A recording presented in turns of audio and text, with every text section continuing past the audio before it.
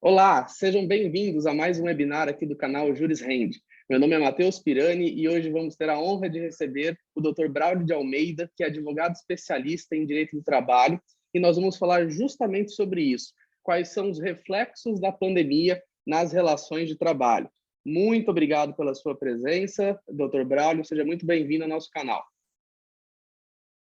Matheus, tudo bem? Boa tarde. Prazer é todo meu aqui em participar com você dessa conversa. Espero poder ajudar aí a contribuir com o público da Juris Rende com qualquer tipo de dúvida e essas questões que nos afligiram aí durante a pandemia, né?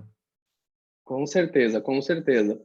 Vamos começar já de cara, então, doutor, conversando sobre justamente, né, o ponto fulcral da conversa, que é a pandemia e os contrapontos com a legislação.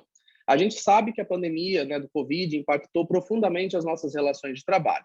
Como que o senhor avalia as medidas legislativas adotadas na proteção do trabalhador e das empresas de modo geral? Legal, isso é uma questão que gerou muita dor de cabeça para os empregadores, né, para as empresas, muita angústia para os empregados, né?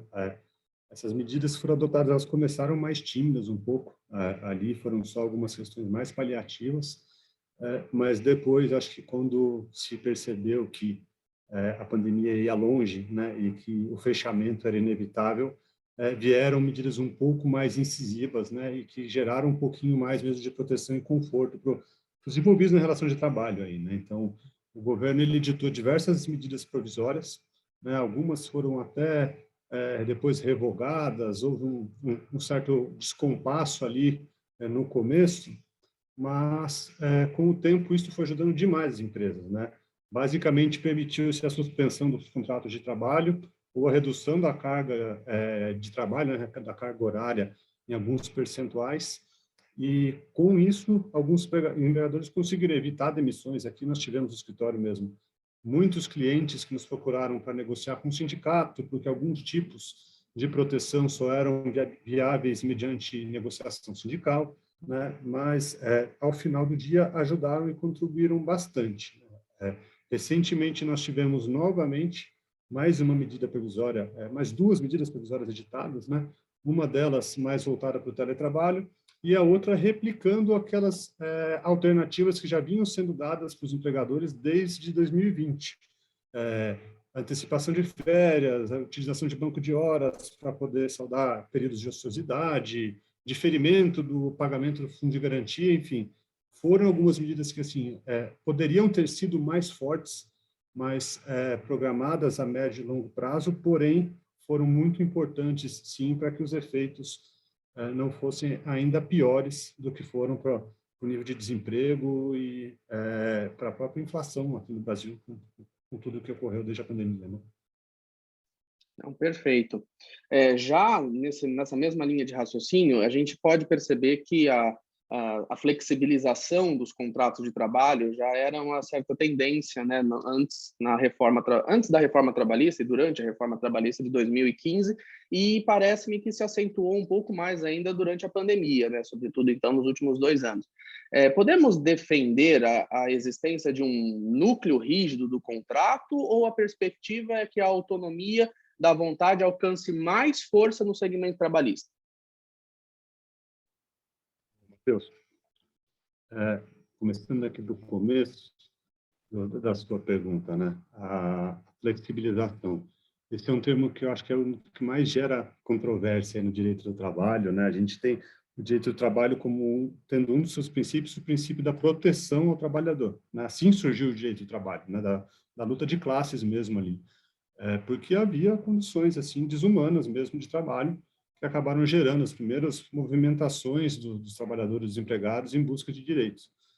Eu vejo a reforma um pouco diferente disso, né? Ela trouxe, ao meu ver, um pouco mais de modernização ao que já se via muitas vezes no dia a dia e na prática das relações de emprego, de maneira agora positivada. Então, fracionamento de férias não é algo que retira do direito do empregado e não é algo que torne a relação precarizada. E muitas vezes é melhor, tanto para a empresa quanto para o empregador, 15 dias de descanso 2 vezes ao ano do que apenas aquela possibilidade anterior de 20 a 30 dias, vai depender do abono de férias, né? Se o abono pecuniário se era uma opção do empregado de vender aí os 10 dias de férias. Então, indo nessa linha, depois da reforma, né, até um ponto aqui, ela de 17, ela veio a privilegiar o negociado sobre o legislado. Então, aquilo que é negociado entre os sindicatos e os empregadores, ou entre os sindicatos patronais e os sindicatos trabalhadores, acaba prevalecendo, e a própria reforma trouxe o núcleo duro daquilo que seria considerado inegociável, né? Então, o artigo 611-A e B da CLT, trazidos pela reforma, eles vão trazer ali aquilo que pode e aquilo que não pode ser negociado. Eu não posso negociar, por exemplo, o valor de salário mínimo, não posso negociar percentual de fundo de garantia. Então, tem sim, né? Se formos analisar nesse prisma, um núcleo rígido, um núcleo duro da relação de emprego, que ele não foi alterado, não foi flexibilizado, ele segue ali como as proteções mínimas que todo empregado tem, a que todo empregado tem direito. Então, ao meu ver aqui, e para concluir, com relação a essa autonomia, a própria reforma também trouxe uma nova figura, que é a do empregado hipersuficiente, né? Aquele trabalhador que ganha 2 vezes o teto da Previdência Social, que tem curso superior. A esse trabalhador foi dada a autonomia negocial naqueles mesmos pontos que eu mencionei agora, do que pode e o que não pode ser negociado. E também traz muita facilidade. Assim, é o perfil de empregado que sabe aquilo que é seu direito, que tem capacidade de discernimento de negociar aquilo que lhe é mais viável para o dia a dia, para a relação de emprego como um todo. Então, acho que é um ponto muito positivo da reforma trabalhista, trazer essa força à negociação coletiva e também trazer essa validação para a negociação individual dos empregados, que tem, se não um pé de igualdade com o empregador, eles têm muito mais margem negocial dentro da relação de emprego, né? A gente não está falando simplesmente de um quase contrato de adesão, que seria um contrato de emprego para aquele que não tem margem para negociar. Não, excelente, excelente. Já me apropriando até da fala do senhor, então, em relação à modernização do contrato de trabalho, né, puxando essa mesma linha, nós percebemos também que durante a pandemia o teletrabalho, que tinha previsão, tem, né, previsão na CLT, acabou se expandindo bastante nos últimos 2 anos. Quais as vantagens para o trabalhador e para o empregador do teletrabalho? O que a experiência dos últimos 2 anos do senhor pode revelar sobre isso? Isso foi muito interessante, né? Porque foi basicamente uma alteração. Já havia uma alteração na CLT, né? Com a reforma, trouxe ali a figura do teletrabalho. A princípio, seria ali uma das hipóteses de ausência de controle de jornada. Por ser um tema novo, né? A reforma trabalhista aí não tem 5 anos ainda de vigência. Ainda era controvertida essa discussão do controle de jornada, se haveria uma tendência àquele abuso, à extrapolação da quantidade de horas trabalhadas, mas a pandemia nos obrigou, nos jogou no teletrabalho, né? Nós não tínhamos opção. Então, aquilo que já estava previsto em lei acabou sendo reforçado pela prática e pela necessidade da pandemia, e também pela medida provisória, que naquelas medidas que eu comentei, que foram instituídas, né, foram publicadas, o teletrabalho era uma das alternativas, né, que os empregadores poderiam fazer uso para mitigar os efeitos da pandemia. E é algo que no Brasil ainda não era tão disseminado. Se nós formos estudar a questão do chamado home office, né, no direito do trabalho, já é algo mais antigo, por exemplo, na Europa, nos Estados Unidos. Houve lá também um movimento de retorno ao trabalho presencial, porque o ser humano é um animal social, né? Nós precisamos de contato. Então, aconteceu também lá fora isso, mas aqui, esse momento específico com a pandemia da Covid, foi por necessidade, por uma questão de saúde e segurança pública mesmo. Mas viu-se ali que funciona, né? A gente sempre tinha, a gente brinca aqui no escritório, por exemplo, sempre havia uma certa desconfiança da pessoa que falava que ia trabalhar de casa, né? Aquele horáriozinho torto, será que vai trabalhar mesmo, que não vai ficar um pouquinho de lado? Mas nós vimos que funciona, as pessoas aprenderam a trabalhar de maneira remota, aprenderam a confiar que o trabalho está sendo bem feito, e isso traz muitas vantagens, tanto o empregador quanto o empregado. Acho que o empregador é inegável a questão de custo, né? Muitas e muitas empresas transferiram os empregados para esse regime de trabalho remoto, o que retira muito do custo estrutural, né? Aluguel, luz, água, internet, mobiliário, enfim. Traz outras obrigações, outros ônus para o empregador, né? Inegável, um cuidado maior com a ergonomia, com orientações de treinamento dos empregados, fornecimento de alguns itens para que o trabalho seja bem executado, e executado de maneira segura, com saúde. E para o empregado trouxe flexibilidade, né? Nós temos aqui inúmeras situações de pessoas que acabaram até se mudando de cidade, de estado, de país, e não tiveram nenhuma queda na sua performance, né? No trabalho, no seu rendimento. E agora o que nós estamos vendo, né, nesse retorno, agora com um arrefecimento da pandemia, é uma fase de ajustes, né? Nós temos diferentes cenários. Eu vejo aqui com os nossos clientes, em alguns casos, uma resistência muito grande dos empregados ao retorno. O pessoal gostou do trabalho em casa, gostou dessa flexibilidade, dessa liberdade. Aqui no escritório, por exemplo, foi o contrário. Nós tivemos lista de espera para o retorno. Quando foi o fim da primeira onda, e falou, quem quer voltar, a gente teve que controlar o nosso projeto piloto ali de contenção, né, de medidas, os protocolos de saúde e segurança. Nós tivemos a lista de espera e fomos fazendo o pessoal aos poucos. Então, cada empresa vai ter que se adaptar a essa nova realidade conforme o seu perfil, a sua cultura. Então, aqui nós não temos regras no escritório. Nós estamos indo pelo fluxo. Vem quem quer, quando quer, e preparamos fisicamente o escritório para isso. Algumas empresas estão optando pelo sistema híbrido, 2, 3 dias, né? 2 em casa, 3 fora, ou o inverso.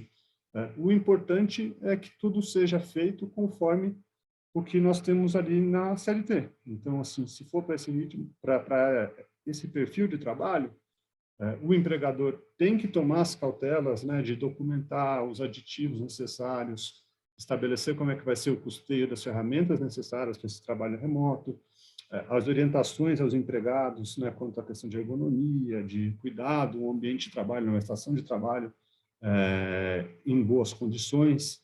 Mas nós vemos aqui que é um caminho sem volta. Na minha opinião, nós até podemos ter, como vimos no passado, um retorno um pouco maior, as pessoas sentindo falta, mas antes não se tinha tanta tecnologia de comunicação rápida e eficiente como nós temos hoje, né? Isso 20 anos atrás era muito diferente. Então, ao meu ver, aqui realmente a pandemia, com todos os males que ela nos trouxe, se tem um ponto em que a gente pode ver uma certa evolução nas relações de trabalho para esse trabalho remoto, né, para o sistema de teletrabalho.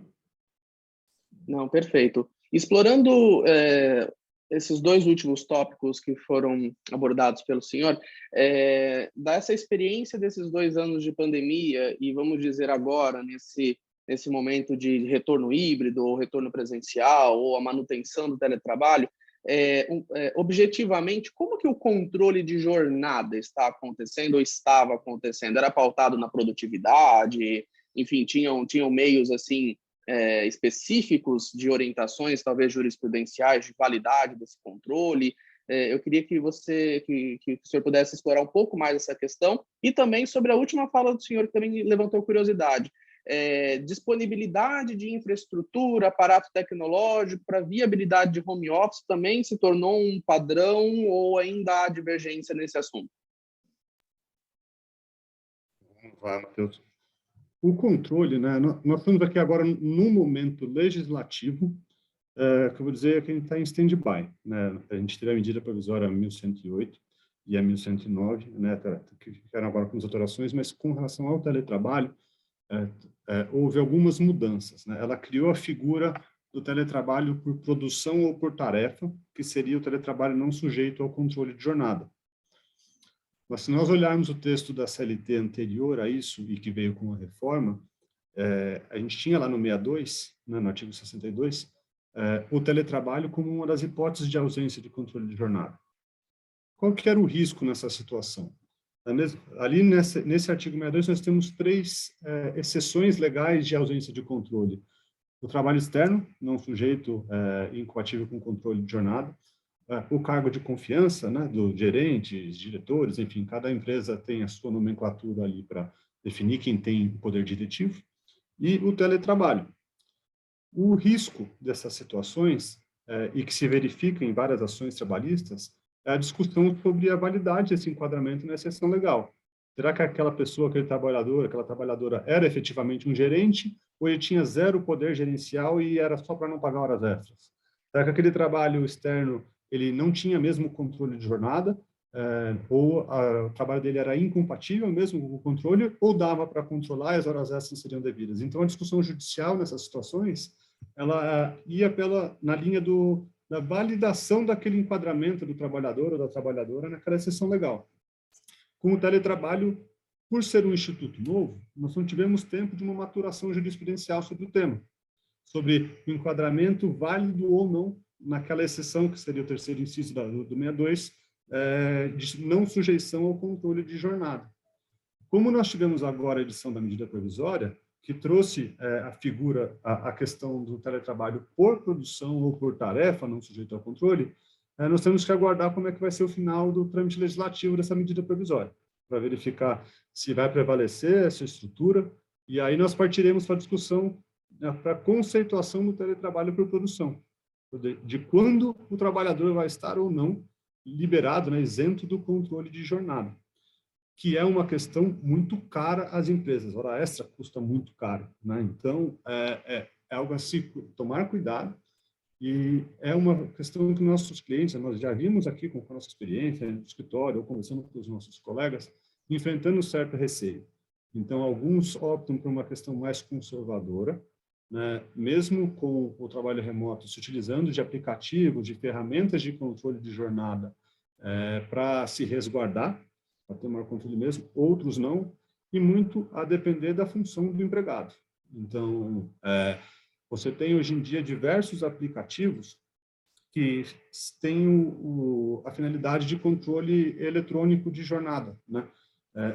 Semelhante ao que nós tivemos quando surgiram os relógios eletrônicos de ponto, né? Antigamente nós tínhamos só o cartão de ponto ou aquela máquina antiga do cartão que dá uma pancada e marca, né? Bater o ponto era por conta disso, porque a máquina bate o ponto, ou a folha de ponto manual que o empregado anotava, e surgiu o registro eletrônico. Agora nós temos a questão dos aplicativos. Nós temos só uma obrigação legal, né? Uma cautela do empregador, ele ajustar com o sindicato para autorizar a utilização desses meios alternativos de controle. E me parece que esse é o caminho também para o teletrabalho. Com relação ao controle, a tendência é essa. E, por fim, você perguntou sobre as ferramentas. Infraestrutura, isso. O que a CLT ela traz de obrigação ao empregador ajustar por escrito, né, como se dará essa viabilização.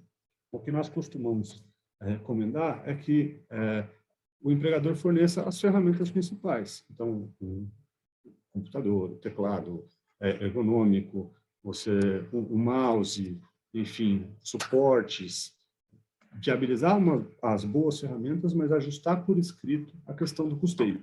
Então, uns optam por custear, outros optam por o empregado já possuir. Nós temos a questão também de uma ajuda de custo, por exemplo, na internet. Às vezes o empregado não precisava de internet uma velocidade tão alta e agora precisa por conta das videoconferências. Então, uma ajuda de custo para isso. São cautelas a serem adotadas, sim, para viabilizar um teletrabalho de maneira mais segura para o empregador. Não, excelente, excelente. Por fim, a gente verifica agora, né, após o terceiro, quarto ciclo de vacinação, levantamento também de certa polêmica acerca da exigência contratual, né, nas relações de trabalho, do ciclo vacinal completo, de ciclo vacinal parcial, ou também a ausência de vacinação. Enfim, como que a gente pode, na experiência vivida pelo senhor nesses últimos 2 anos, como que a gente pode conciliar saúde pública e a liberdade individual do empregado? Essa é uma pergunta que ela traz uma polêmica enorme, né? A gente teve posicionamentos muito distintos aí sobre o tema, né? Nós vimos aí uma disputa enorme e muitas vezes carregada do negacionismo de um lado, com os argumentos para a ciência do outro, enfim.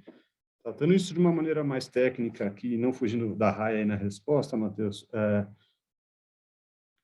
ao meu ver, a vacinação é uma questão de saúde pública. E a coletividade ela tende a prevalecer sobre interesses e direitos individuais, né? Então, tivemos aí no Brasil mais de 600 mil mortes por Covid e não nos cabe aqui entrar agora no mérito de por que aconteceu isso, culpados, enfim, mas no tocante à obrigatoriedade, eu vejo sim como um direito do empregador em exigir que o empregado comprove a completude do ciclo vacinal, né, da proteção à vacina, mas nós temos as exceções, né? Às vezes, por muitas vezes, eu posso ter uma contraindicação médica ou até mesmo uma questão religiosa que impeça aquele empregado de tomar a vacina, e aí a gente discute as exceções como exceções, de maneira realmente casuística. O que pode ser feito para ajustar aquela situação? É possível colocar aquela pessoa num trabalho remoto, não exposta aos colegas? Acho que essas seriam boas alternativas para tratar as exceções, mas na prática, como é uma obrigação do empregador, né, até pelo artigo 157 da CLT, se não me falha a memória, manter um ambiente de trabalho com saúde, né, um ambiente seguro, é sim também um direito. O que nós entendemos aqui é que não seria o caso, por exemplo, de uma demissão por justa causa imediata à recusa. O empregador também vai ter o papel ali educativo de explicar a importância da vacina para o empregado, né? E apenas na reiteração dessa negativa injustificada à vacina é que seguiríamos aí para uma demissão mesmo pela recusa à vacina. É assim que a gente tem analisado esse tema quando questionado aqui pelos nossos clientes e parceiros. Perfeito. Bom, a gente sabe, né, que a pandemia ela evoluiu de uma forma, né, completamente impossível de fazer previsões, mas na aventura de fazê-las, na opinião final aqui do senhor, como que o senhor verifica, ou pensa, ou imagina, ou especula que as relações de trabalho estarão ou se ajustarão para os próximos anos, pós-pandemia? É uma realidade duradoura, efêmera? Queria que o senhor encerrasse com as especulações e as previsões do senhor. É uma pergunta muito interessante e ela toca num ponto que, para mim, ele é o cerne da relação de trabalho, que são as relações, né? Deixando um pouco de lado o aspecto jurídico até, mas nós vimos agora no período de, não pós-pandemia, porque nós ainda estamos em pandemia, mas no período de arrefecimento, por exemplo, um aumento vertiginoso de pedidos de demissão. No momento de baixa empregabilidade, nós vemos as pessoas olhando para si, olhando para o seu entorno familiar, de amigos, e repensando as suas prioridades. Então, não necessariamente um emprego mais bem remunerado é mais interessante do que um outro que te dá mais qualidade de vida, que é um ambiente de trabalho mais saudável, mais seguro, com sensação de pertencimento, né? Eu vejo aqui, por exemplo, eu uso sempre o nosso escritório aqui como um laboratório de teste. Nós não tivemos grandes problemas. Nós criamos ferramentas para que as pessoas se mantivessem em contato durante a pandemia. As relações muitas vezes se estreitaram. Nós praticamente não tivemos perda de talentos, e os poucos que saíram pedindo para voltar depois de 3, 4, 6 meses. Então, o que eu vejo é que para o direito do trabalho, para as relações de trabalho, eu acho que a pandemia veio trazer esse olhar para a pessoa, não mais para a empresa. Cada um olhando para aquilo que lhe é importante, que lhe é caro, e as corporações, as empresas vão ter que entender isso. Eu vejo que nós devemos ter uma tendência de amadurecimento, de transparência nas relações de trabalho, para que elas sejam perenes. Senão, nós vamos para aquela pancadaria, para aquele turnover gigantesco, que é o começo agora. Eu acho que a tendência depois é estabilizar, e quem souber, as empresas que souberem criar esse ambiente de confiança, esse ambiente saudável, elas tendem a ter um ganho de escala, aí, uma evolução mais rápida do que as que ainda não enxergaram isso. Excelente reflexão.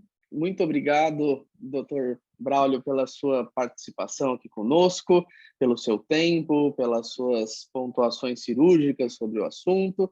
Espero que a gente possa retomar esse tema num futuro próximo e aí, né, nos brindar novamente com as novidades, alterações, manutenções, confirmações, para saber se essas previsões elas vão acontecer, se realmente é esse o nosso novo caminho enquanto, né, cidadão, enquanto trabalhador, enquanto empregador, empresa, enfim.